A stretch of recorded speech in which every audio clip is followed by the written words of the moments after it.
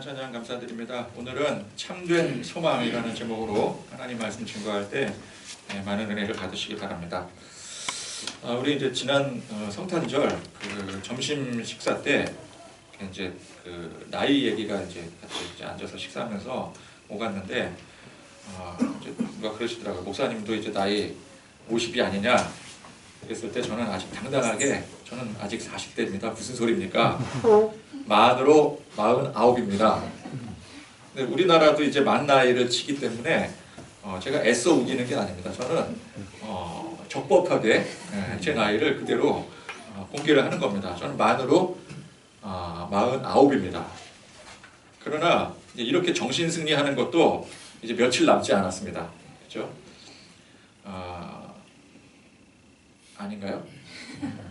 생일이 지나야 해가 지난다고 나이를 먹는 게 아니잖아요. 그죠? 만 나이는.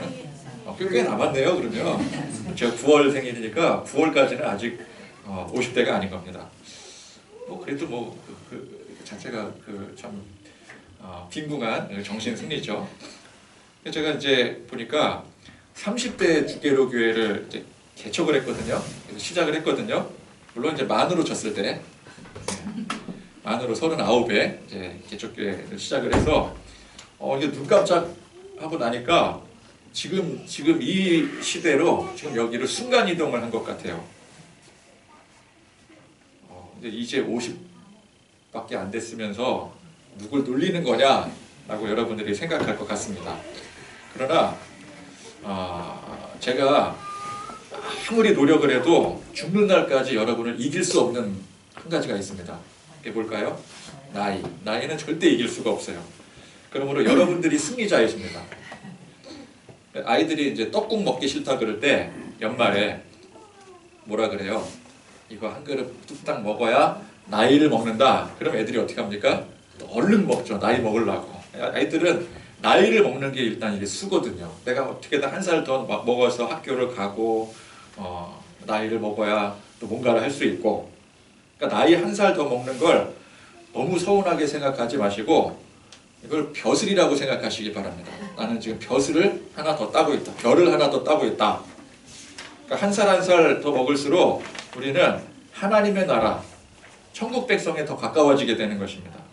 또 그에 더해서 어떤 우리 인생에 경륜이 쌓이게 되는 것이죠. 관록이 쌓이게 되는 것입니다. 깊이가 더해지게 되는 거죠. 지혜롭게 되는 겁니다. 성경에도 우리가 연륜이라는 게 굉장히 훌륭한 무기라고 지칭을 하고 있습니다. 벌써 2024년 마지막 주일이다. 그래서 세월이 무상하다. 한 거 없이 나이만 또 이렇게 먹어가는구나. 그러나 그렇게 생각을 하셔도 며칠 뒤면은 이제 새해가 시작이 됩니다. 새로운 시작이 다시 열리게 되는 거예요. 그러니까 불과 며칠 사이에 실망과 소망이 교차가 되는 거죠. 연말이 되면 많은 것들이 이제 실망이 되지 않습니까? 그죠? 아유, 올 한 해가 또 이렇게 가는구나. 나이를 또 먹는구나. 근데 그게 불과 며칠 지나면은 어떻게 돼요? 야, 새로운 시작이다. 소망이 되잖아요. 그게 불과 며칠 사이에 벌어지는 일이라는 거예요. 그러니까 사실 모든 것은 생각하기에 달려있는 겁니다. 이제 끝인가? 라는 절망이 다시 시작이다. 라는 소망으로 완전히 바뀌는데 불과 며칠이 걸리지 않는 거예요. 그러니까 우리는 사실 절망할 이유가 없습니다. 세상 절망 위에 하나님의 소망이 있기 때문에 그래요. 여러분 세상이 큽니까? 하나님이 큽니까? 세상이 크다면 소망보다 절망이 더 크겠지만 하나님이 훨씬 크시기 때문에 우리는 절망보다 하나님을 향한 소망이 더 커지게 되는 거예요. 올 한 해 돌이켜 정말 실망스러운 일들, 또 생각대로, 또 계획대로 안 된 일들, 또 실패한 일들, 문제투성이 그런 것들이 아무리 많았다 하더라도 하나님께서 그러나 지금도 나와 함께 하신다라는 이 사실 한 가지만으로 우리는 소망을 품을 수 있는 거예요. 모든 절망을 대신할 수가 있는 것입니다.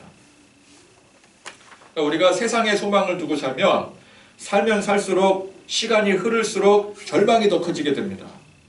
나이 먹는 것 자체가 절망이 되는 거예요.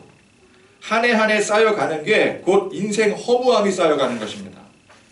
지난 시절은 다시 돌아오지 않습니다. 이 얼마나 허무한 일입니까? 생각을 해보세요. 지난 시절 지나간 시간은 다시는 돌아오지 않아요. 인간은 기억에 의존하는 존재입니다. 기억이 하나둘 사라지다가 그 기억이 완전히 사라지게 되면 그게 곧 죽는 거예요. 우리는 우리의 모든 기억을 보존할 수도 없고 설령 그 모든 기억들을 잊지 않고 모조리 보존할 수 있다 할지라도 그 세월까지는 되돌릴 수 없기 때문에 그 기억이 결코 실체화될 수가 없는 겁니다. 그래서 우리 인생은 결국 따지고 보면은 우리의 지금까지의 기억과 지나온 세월 전부를 잃어가는 과정인 거예요. 그러니까 이런 관점으로 우리 인생을 돌이켜 본다면 이게 얼마나 허무한 일입니까? 그죠? 결국 다 지워지다가 나중에 최종 죽음으로 이르게 되는 거죠. 그렇게 부정적으로 꼭 생각을 해야 됩니까? 그러나 부정적으로 생각하지 않으려고 해도 소용이 없는 거예요. 이게 사실입니다. 인생은 결국 허무의 끝으로 달려가는 과정이기 때문에 그래요. 그러니까 세상에 소망을 두고 살면 그렇게 되는 겁니다. 그래서 우리는 세상에 소망을 두는 게 아니라 하나님께 소망을 두고 살아야 됩니다. 우리 인생 허무한 이유가 뭐예요? 모든 것에 끝이 있기 때문에 그래요. 생명의 끝이 있고 시간의 끝이 있고요. 우리 기억의 결국은 끝이 있게 됩니다. 우리 생각의 끝이 있어요. 그러나 우리 하나님은 끝이 없으십니다. 그러니까 우리 인간과 같은 부실한 존재가 무작정 끝이 없다면 그것도 문제겠죠. 그러나 하나님은 완전하신 분이세요. 완전 무결함의 영원성을 가지신 분이십니다. 그 영원하신 하나님 앞에 우리가 소망을 둘 때 우리는 모든 것이 끝이 아닌 시작이 되는 거예요. 그러니까 영원이라는 개념을 쉽게 생각해서 모든 것이 항상 시작인 겁니다. 2024년도 벌써 끝이야. 이제 더 이상 돌아오지 않아. 그런 상태가 영원히 지속된다면 얼마나 허무하고 절망스럽겠습니까? 그러니까 우리 기준에 영원히 지속이 된다고 한다면은 우리는 계속 절망이 영원히 지속이 되는 거예요. 그러나 2025년 새해가 시작이 되었다. 다시 모든 것을 새롭게 시작할 수 있다. 이게 영원히 지속된다면 우리는 항상 소망 가운데 살 수가 있는 거예요. 그러니까 우리가 세상에 소망을 두고 산다면 제가 처음에 말했던 나이 50이 되었다고 징징대는 게 여러분들에게는 대단한 신뢰가 되는 거예요. 그죠? 나이가 벼슬이라고 여러분들이 승리자라고 하는 말이 듣는 사람에게는 더욱더 염장을 지르는 말이 됩니다. 세상에 소망을 두고 살면 그렇게 돼요. 그러나 우리가 하나님 앞에 소망을 두고 산다면 정말 우리 나이가 벼슬이 되는 게 맞아요. 나이 먹는 게 결코 절망이 아닌 게 되는 것입니다. 그게 오히려 소망이 되는 거예요. 하나님을 향한, 하나님의 나라를 향한 소망이 되는 겁니다. 우리가 하나님을 믿는다는 것은 세상에 소망을 두지 않고 오직 전능하신 하나님께 소망을 두고 산다라는 뜻이에요. 이게 하나님을 믿는 겁니다. 그러니까 하나님의 전능하신 하나님의 그 영원성을 믿는 거예요. 그러니까 우리는 정말 이게 생각하기에 달려있기 때문에 불과 며칠 사이에 절망했다가 소망하게 되는 거거든요. 여러분 한번 생각을 해보세요. 연말이 돼서 괜히 이렇게 막 우울하고 막 실망되고 뭐 한 게 없고 나이는 또 먹어가고 그런 것이 며칠이 더 지나게 되면 그게 조금이라도 더 해야 되지 않겠습니까? 하루하루 지나갈수록 더 절망적이어야 되잖아요. 시간이 조금이라도 더 흘렀으니까 더 절망해야 되는데 또 새해가 바뀌게 되면 어떻게 돼요? 그 마음이 새로운 소망으로 시작이 되잖아요. 이게 사람 마음이 어떻게 보면 되게 간사한 거예요. 정말 우리는 생각하기에 달려있는 겁니다. 선택에 달려있는 거예요. 내가 지금 연말이니까 연말의 그 우울한 분위기로 내가 절망을 선택한다. 그랬다가 새 달력이 넘어가면서 1월 1일이 시작되면서 야 그래도 새롭게 시작할 수 있지. 새해가 시작이 되었어. 선택하는 거잖아요. 상황이 달라집니까? 상황은 똑같아요. 그죠? 그러면 우리는 그 선택을 하나님께 두면 되는 거예요. 이게 어려운 게 아닙니다. 불과 며칠 사이에 실망에서 소망으로 쉽게 이게 선택이 되어지는데 하물며 하나님을 믿는 우리가 하나님을 선택하는 게 하나님의 모든 방식을 선택하며 사는 게 그게 뭐가 어려운 일이겠어요. 그렇죠? 여러분 며칠 사이에 우리 환경이 바뀝니까? 상황이 바뀌나요? 바뀌는 거 하나도 없어요. 12월 31일이랑 1월 1일이랑 뭐가 바뀝니까? 갑자기 날씨 막 기후가 바뀌어집니까? 막 안 됐던 일들이 1월 1일이 되면 다 바뀌어지나요? 원상복구 되나요? 나라 경제가 막 위태하고 막 정치가 막 위태한 상황이 12월 31일 땡치고 이제 종땅 치고 1월 1일 새해가 밝으면 그 모든 거 다 해결되고 막 완전히 바뀌어집니까? 똑같이 가잖아요. 오히려 더 험악해지잖아요. 바뀌는 게 없어요. 달력을 한 장 넘기니 2025년 1월부터 시작이 된다고 달력은 바뀔지 모르겠지만 실제 우리 삶에 그것으로 바뀌는 건 단 하나도 없어요. 그런데 우리는 절망에서 소망으로 바뀌잖아요. 그죠? 그러니까 사실 우리가 그래서 상황이나 환경 때문에 좌절하고 절망하는 게 아니라는 거예요. 아무리 절망적인 상황에서도 그래 새해가 됐으니 소망을 선택하자. 그럼 소망을 선택하게 되는 거잖아요. 그 절망적인 상황에서도 소망을 선택하는 사람은 그 상황이 비록 절망적인 상황일지라도 그 사람에게는 소망의 상황으로 바뀌게 되는 거예요. 내가 그렇게 선택했으니까. 그죠? 나는 이 절망을 선택하지 않겠어. 나는 이 가운데 소망을 선택하겠어. 1월 1일 시작되면 여러분 다 소망을 선택할 거잖아요. 그렇지 않습니까? 나는 1월 1일이 돼도 난 절망적일 거야. 그렇게 생각하시는 분 누가 계세요? 내 인생인데. 지금은 절망적일 수 있어요. 올 한 해 돌이켜보면서 안 되는 것들, 막 실패한 것들, 막 짜증나고, 막 나이 한 살 더 먹고. 근데 1월 1일 되면 그거 다 바뀔 거잖아요. 그죠? 그러면 그렇게 선택했을 때 상황은 똑같아. 그죠? 12월 31일까지 절망을 선택했어요. 절망적이었어요. 근데 1월 1일이 되니까 그게 소망이 되잖아요. 상황이 바뀐 게 없는데 내가 소망을 선택하니까 그 상황 자체가 소망이 되더라는 겁니다. 반대로 결코 절망할 수 없는 좋은 상황이에요. 근데 스스로 절망을 선택합니다. 난 좋지 않아. 뭔 소리야? 나의 인생 살아봤어? 보기에 좋아 보이는 거지 난 하나도 좋지 않아.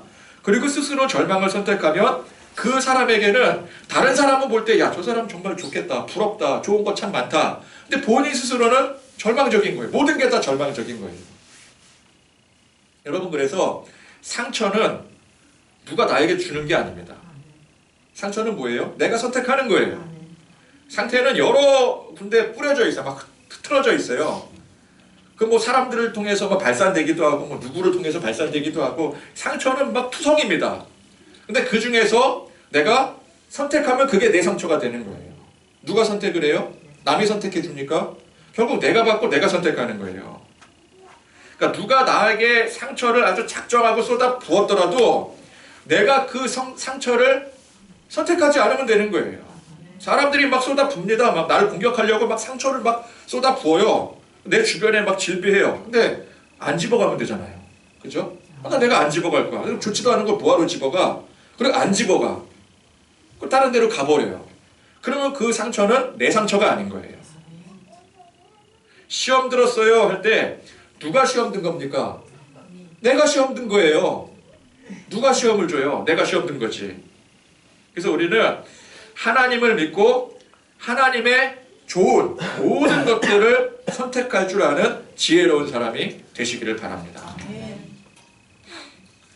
자, 성경 말씀은 하나님의 말씀입니다. 세상을 선택하고 세상 방식대로 사는 사람은 그래서 이 성경 말씀에 부딪히게 되어 있습니다. 세상에서의 삶과 이 성경 말씀이 충돌이 되게 되어 있어요. 왜? 하나님과 세상이 다르기 때문에 그래요. 하나님의 방식과 세상 방식이 전혀 다르기 때문에 그렇습니다.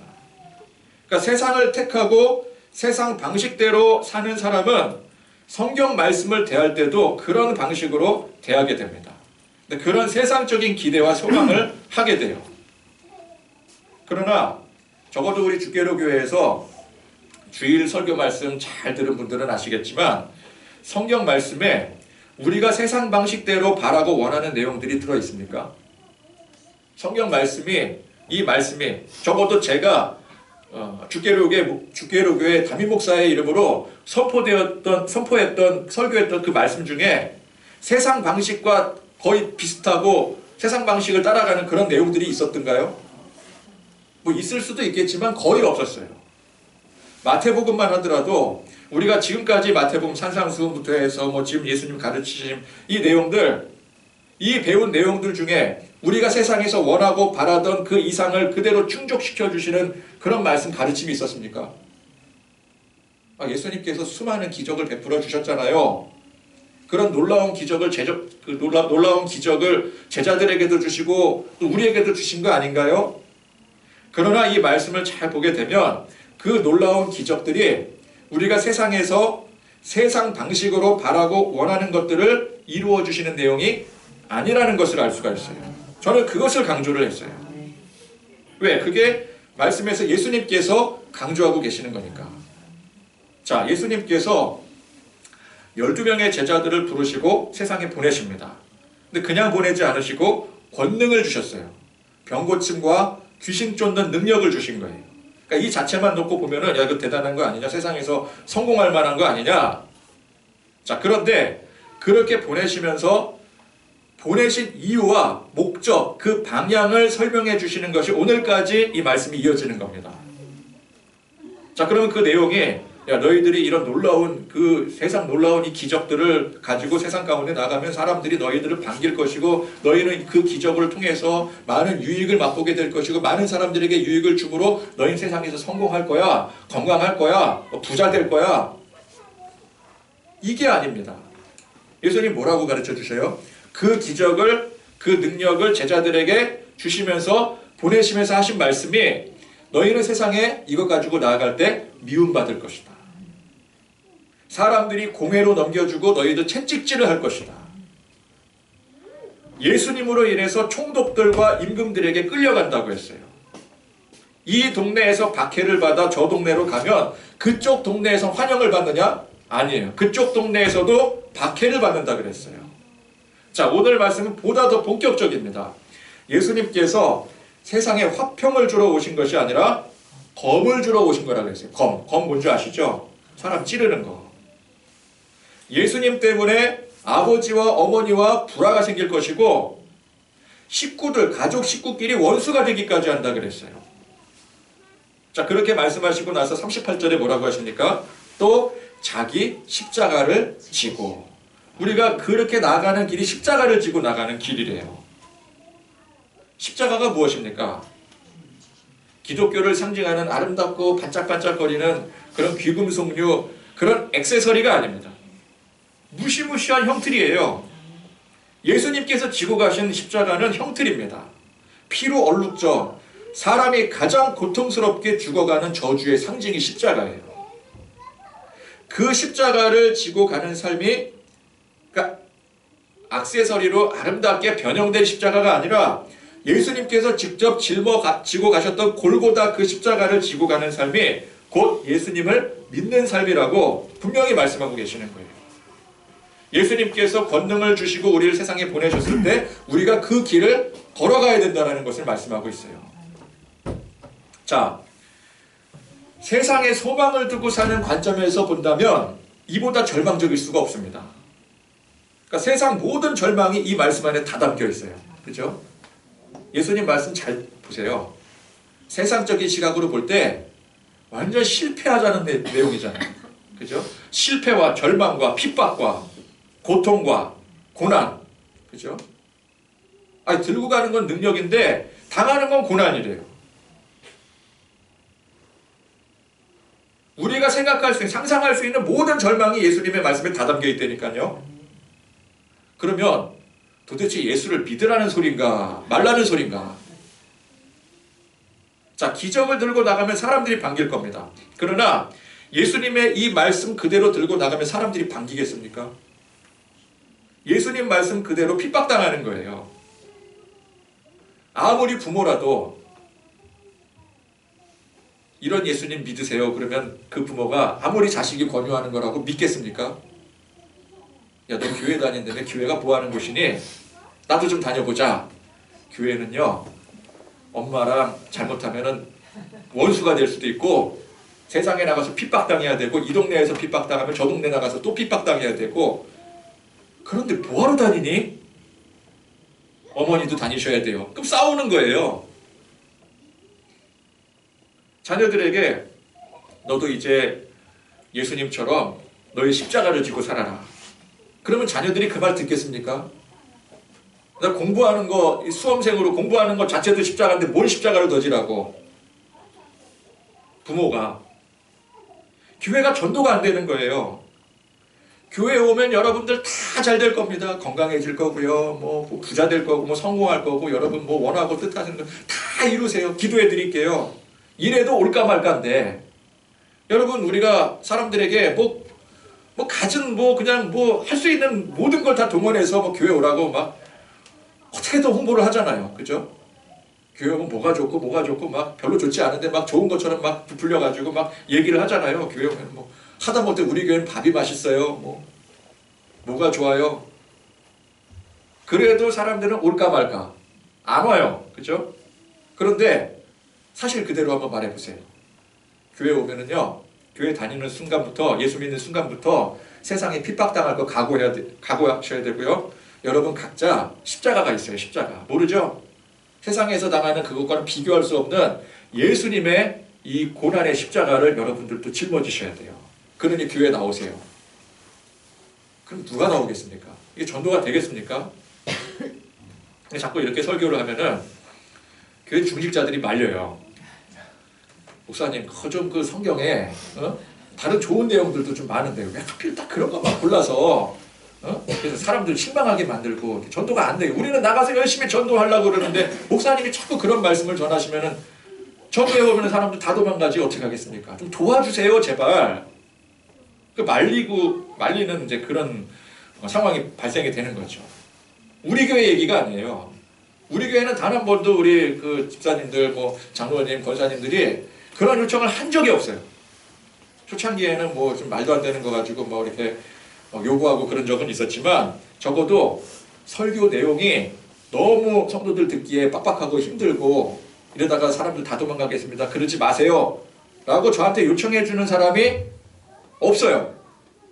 모르겠어요. 이 설교 끝나면 이제 기다렸다는 듯이 막 번호표 들고 찾아와가지고 제가 그동안 말을 안 해서 그렇지 그럴 수 있겠지만 지금까지는 없었어요. 그러니까 상식적으로 생각해 보면 성경 말씀 그대로 설교를 하면 사람들이 좋아하고 반기겠습니까?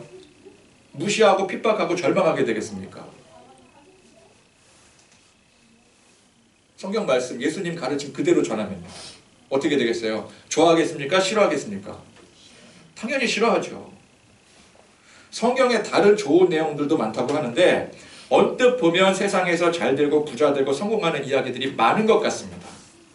그러나 우리는 이 성경 말씀을 내 방식대로, 우리 식대로, 세상 방식대로 해석하면 안 돼요.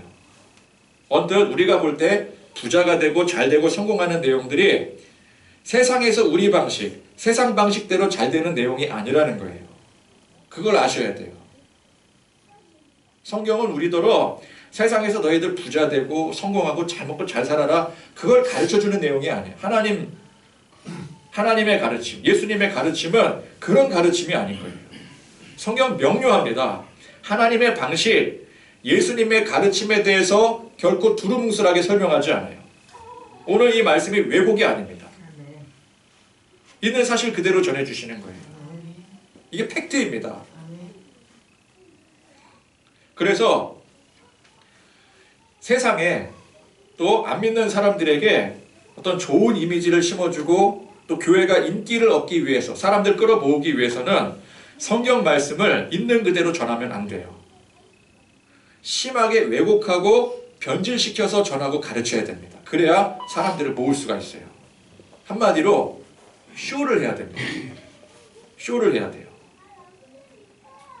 자, 지금뿐만 아니라 역사적으로 기독교가 가장 왕성했던 종교입니다. 지금도 그래요.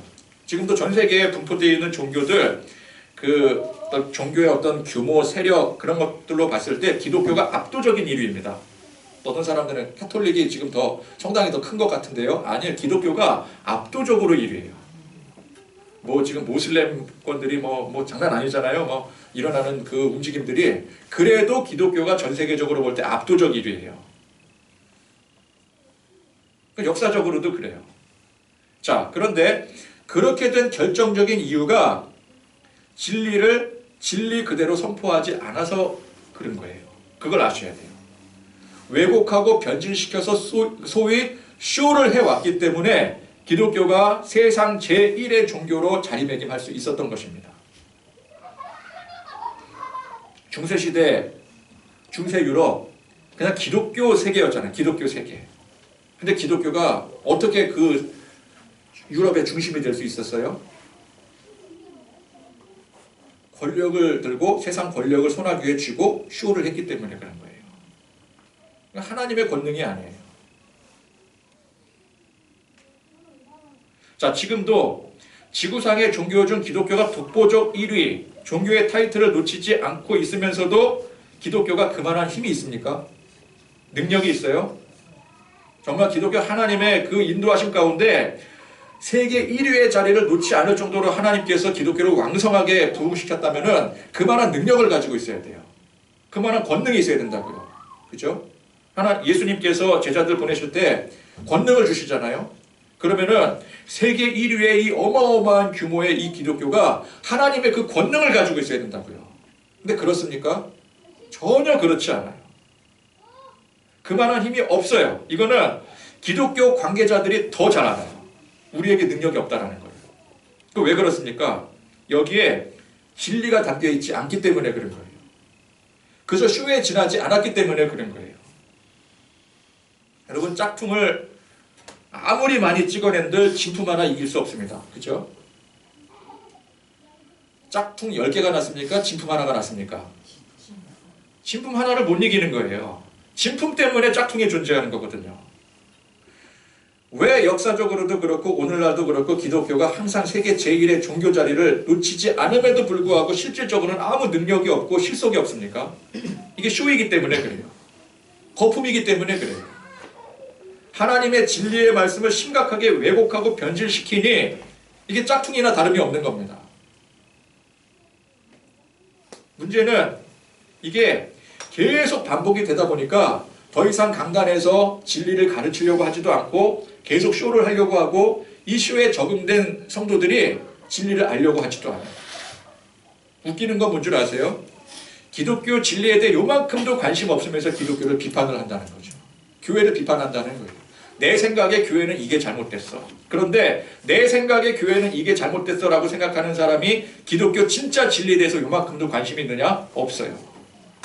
다른 것에 대해서는, 다른 내가 중요하게 생각하는 것에 대해서는 그거 하나 배우기 위해서 온 시간을 투자를 하고 온 열정을 투자를 하는데, 돈도 투자하고 하는데 정작 내가 교회를 다니면서 기독교 진리에 대해서 요만큼도 관심이 없다라는 거예요. 여러분 성경 집에 가서 보십니까? 연구하십니까? 내가 적어도 내가 교회 다닌 지 수십 년을 내가 기독교 안에 몸을 담으면서 내가 성경 말씀을 내가 하나님의 말씀으로 믿는다고 하면서 여러분 성경 말씀 연구하십니까? 다른 건 연구하잖아요.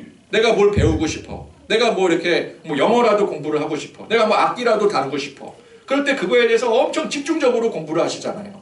근데 기독교 성경에 대해서 연구를 하십니까? 아무도 연구하려고 들질 않아요. 읽지도 않아. 그죠? 그러면서 무슨 기독교가 뭐가 어쩌고 뭐 교회는 뭐가 문제고 그걸 어떻게 비판할 수 있겠어요? 아무것도 모르는데. 가르쳐 주지도 않아요. 알려고 하지도 않아요. 그러니 기독교가 껍데기만 있는 껍데기만. 허울만 있는 거예요. 그게 다 거품입니다. 거품. 우리는 하나님을 믿습니다. 하나님의 능력, 하나님의 전지전능하심을 믿습니다. 그렇다면 하나님께서 우리에게 주신 이 말씀, 예수님의 가르침 또한 전지전능한 능력임을 우리는 알고 믿어야 되는 거예요.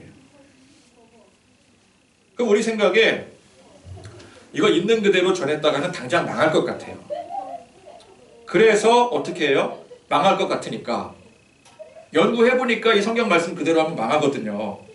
그러니까 어떻게 해요? 안 망하려고 세상 입맛에 맞게 변형하고 포장을 해서 내놓게 됩니다. 그게 중세 기독교였고요. 지금까지 기독교예요. 그러다 보니까 잘 되는 것 같아요. 포장 잘하면 사람들이 혹합니다. 그죠? 그래서 순간 막 부흥이 일어나고 막 그래요. 역사적으로 막 부흥이 일어나고 그래요. 그래서 1위 타이틀을 놓치지 않게 되었어요. 그러나 진짜 능력은 그런 짝퉁 타이틀, 그런 거품에 있는 게 아닙니다. 1등 하면 뭐 하겠어요? 그게 거품인데. 중국산 짝퉁 가지고 1등 하면 뭐 하겠어요? 짝퉁인데. 꼴찌를 하고 세상적으로 망해도 그 자체가 진리라면 그게 진리인 거예요. 예수님 말씀대로 제자들이 복음 들고 나갔다가 사람들에게 핍박당하고 죽임당하게 됐습니다. 예수님 말씀 그대로 되었어요. 다 죽임당했어요. 망한 겁니다. 완전히 망한 거죠. 나가서 예수 믿으라고 복음 전하러 나갔는데 예수 믿기는커녕 예수 믿으라고 전한 사람을 죽여버리니 그게 망한 게 아니고 무엇이겠습니까? 그런데 그렇게 핍박하고 죽인다고 그 진리가 없어집니까? 없어지지 않는다는 거예요. 세계 종교 1위 타이틀 거머쥐고 교세가 폭발적으로 성장한다고 해서 진리가 세워지는 게 아닙니다. 우리는 자꾸 세상 방식으로 생각을 해요.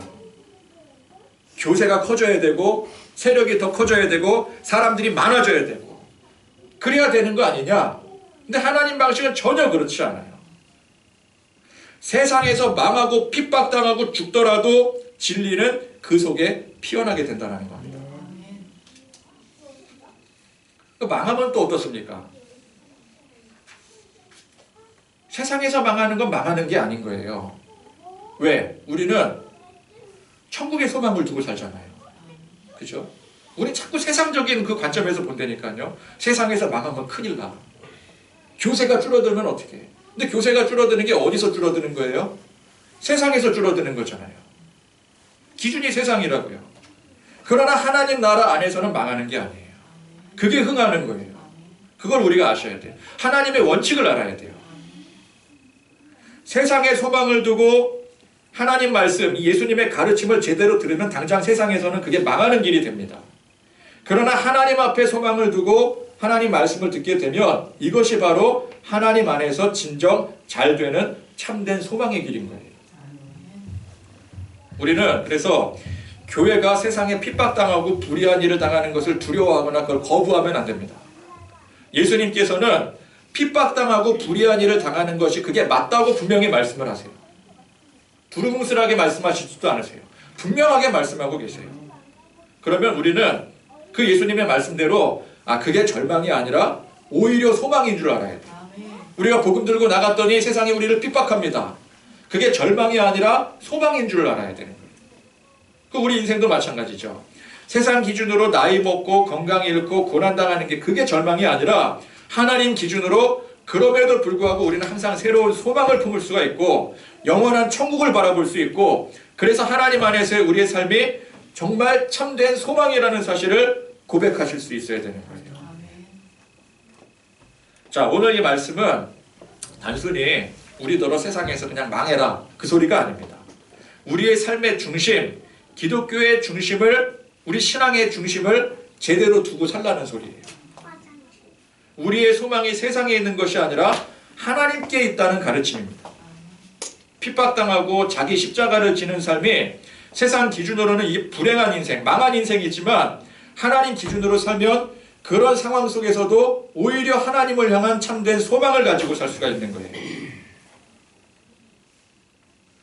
그러니까 진짜 하나님 믿고 예수님 가르침에 따르는 사람은 세상이 아무리 핍박을 하고 내게 십자가를 지우더라도 그것으로 절망하지 않습니다. 그런 환경의 고난과 핍박을 그 환경 그대로 받아들이지 않는 거예요.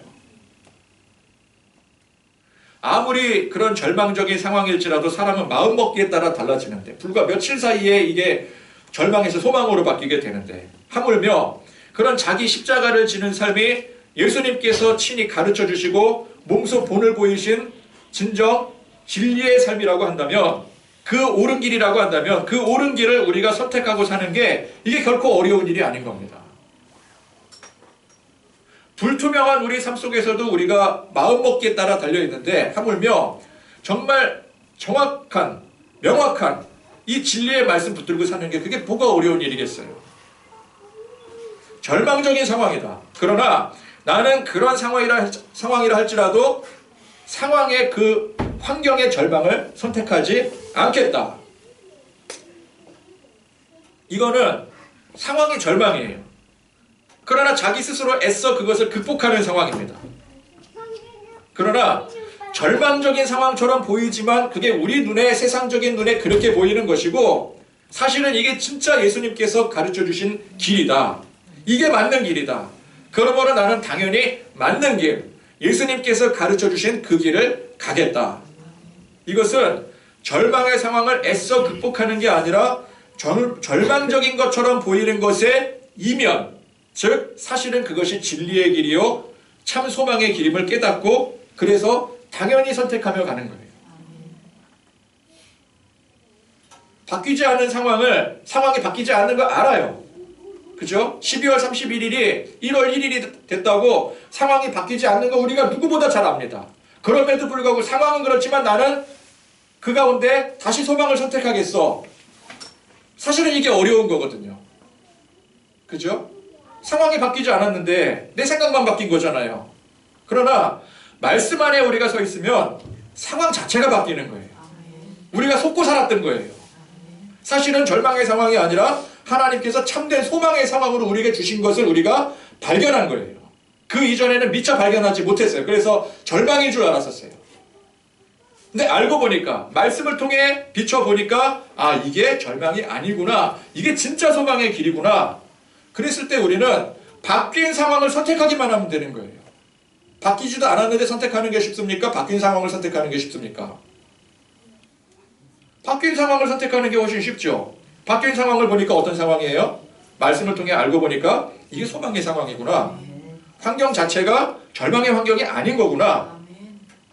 인간적인 어떤 결정 가지고 선택할 때는 환경이 바뀌지 않은 상황에서 절망적인 상황 그대로인데 그럼에도 불구하고 내 의지를 가지고 내 생각을 가지고 선택을 했다면 예수님이 바꿔주신 이 상황은 내 의지고보고 다 필요 없는 거예요. 상황이 그런데. 그죠? 그것만 인지만 하면 되는 거예요.